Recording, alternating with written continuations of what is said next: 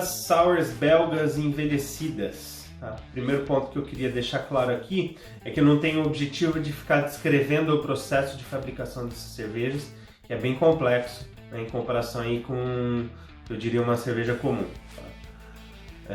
O meu objetivo aqui é descrever o que o guia do BJCP fala sobre esses estilos. Então vamos começar pelo 23D de dado, Alambique. Alambique no aroma é uma cerveja decididamente ácida, tá? Tem uma acidez bastante proeminente. Tem também notas de funk, né, que a gente falou lá na Berliner Weiss. Então a gente tem notas de celeiro, feno molhado, sela de cavalo, couro, notas que parecem estranhas falando assim, mas que caem muito bem com essa cerveja. Lambiques mais jovens vão favorecer a acidez, né?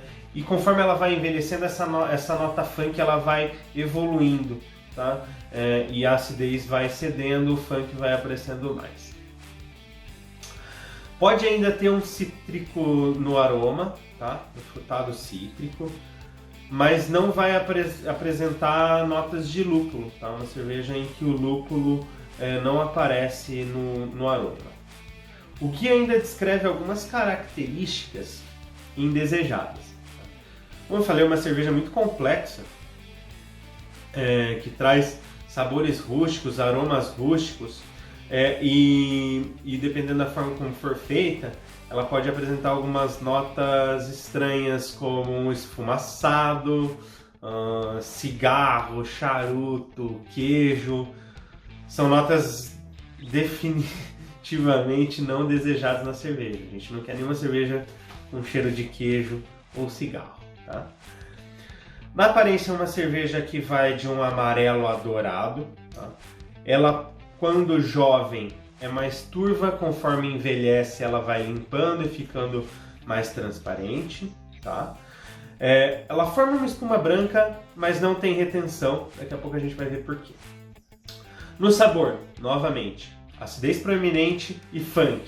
Né? A acidez aparece mais quando jovem, o funk vai aumentando e a acidez cedendo conforme vai envelhecendo. Tem notas de malte baixo, né, trazendo um trigo, é uma cerveja que leva trigo normalmente. Então, trigo, um pão, né, alguma coisa bem simples, sem notas de lúpulo, sem amargor de lúpulo. Tá? A gente tem acidez, tá? Normalmente amargor e acidez são duas características que não se dão bem na cerveja, tá? Não que isso não possa acontecer, mas não é comum. A gente pode ter novamente aquela nota cítrica, tá? Aparecendo, é algo desejado na cerveja. Ela tem um final seco, tá? E novamente aquelas notas de esfumaçado, charuto, queijo, nada deve aparecer aqui. Na sensação de boca, é uma cerveja que tem um corpo médio a médio-baixo. E aqui, né, é uma cerveja que não tem carbonatação. A cerveja não é carbonatada para o consumo. Pelo menos não na sua forma pura, né, numa alambique pura.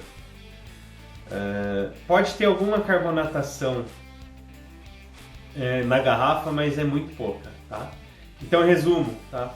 Uma cerveja ácida, né, que normalmente leva alguns anos para ficar pronta, tem funk, né, tem complexidade e não tem carbonatação, beleza?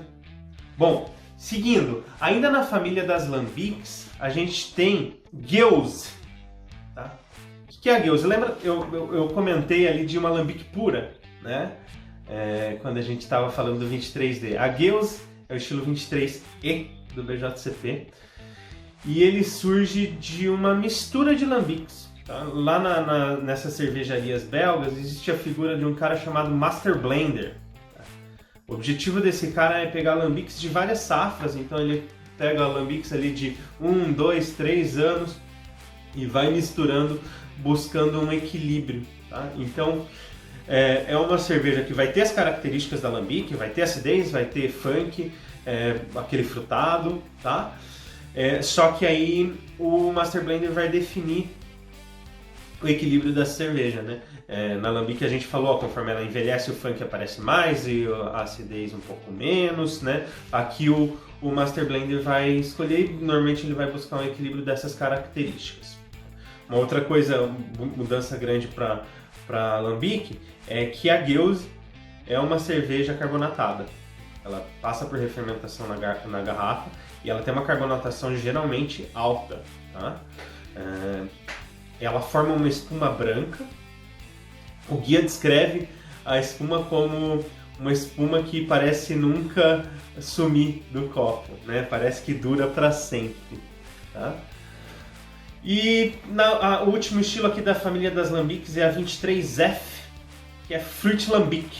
Tá? A Fruit Lambic ela é uma cerveja que leva frutas, obviamente, né? Como o nome diz.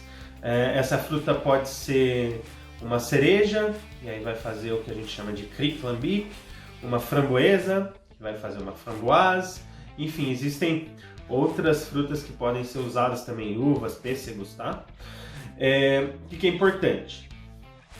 A fruta, ela é evidente, ela está em primeiro plano, ela é bastante intensa, né? Não é uma nota de fundo, ela muda a cor da cerveja muitas vezes. Então uma Kriek Lambic, a Lambic, né, como a gente falou, é uma cerveja que vai de um amarelo a dourado. A Kriek Lambic normalmente é avermelhada, né, por conta da quantidade de cereja que eles colocam.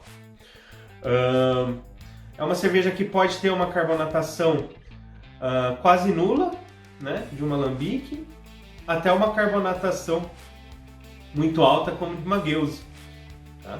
Então é uma cerveja que também pode passar pelo processo de blendagem, tá? Da família Lambic é isso, tá? Vamos seguir aqui.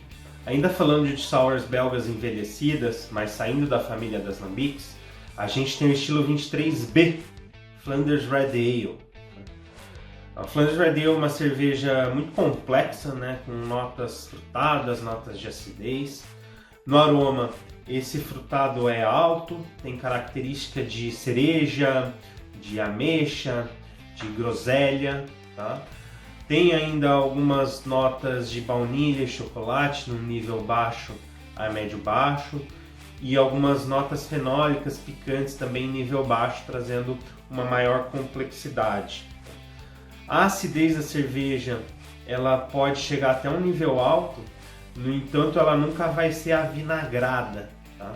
Ela vai ter sim características de um aceto balsâmico, características às vezes de um bom vinho seco. Tá? No aroma a cerveja ainda aceita um nível muito baixo de diacetil. Na aparência a gente tem uma cerveja que vai de uma coloração aí de um vermelho profundo, bordeaux, até um marrom avermelhado. Tá? Uma cerveja muito límpida. Que vai trazer uma espuma branca a levemente bege, de retenção média alta. O sabor vai ter muitas características do aroma também. Então a gente fala aí de um frutado intenso, com notas de ameixa, de groselha, de cereja. Tá?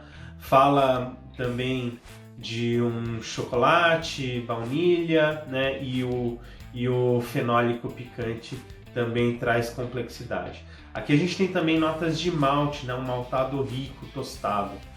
E também notas viníferas. Tá? Então é uma cerveja que tem taninos, assim como um vinho. Tem um final que parece também o de um bom vinho seco. Novamente aqui a gente pode ter a presença muito baixa de diacetil.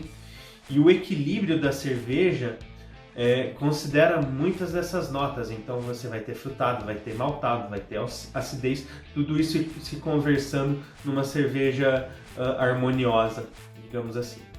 Na sensação de boca, a gente tem uma cerveja de corpo médio e carbonatação que vai de baixa a média. E aqui a gente pode ter uma astringência que vai de baixa a média também, né? A astringência que é combatida e indesejada em vários estilos aqui aparece, né? Assim como aparece em um vinho. Tá? Então a Flanders Red Ale é uma cerveja muito complexa, muitas notas de malte, frutado, acidez, notas viníferas, tá? Então uma cerveja muito prazerosa de se tomar. Um outro estilo que eu quero trazer aqui, que tem algumas semelhanças com a Flanders Red Ale, é a 23C Old Breen.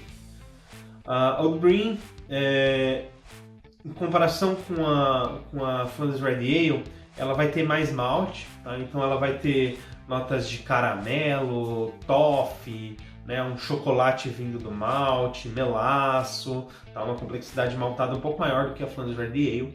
Mas em compensação, a acidez nela é mais restrita e a gente também não vai ter, ou vai ter num nível muito mais baixo, aquelas notas viníferas, tá? É uma cerveja que se favorece bastante no envelhecimento e com uma oxidação que acontece nesse envelhecimento pode trazer também algumas notas de xerez, ok? Essas então foram as sours belgas envelhecidas. A gente tem a família das lambics, tá? Que a gente vai ter a Lambic, a Geuze e a Fleet Lambic, e também falei aqui da Flanders Red Ale e da Old Brewing.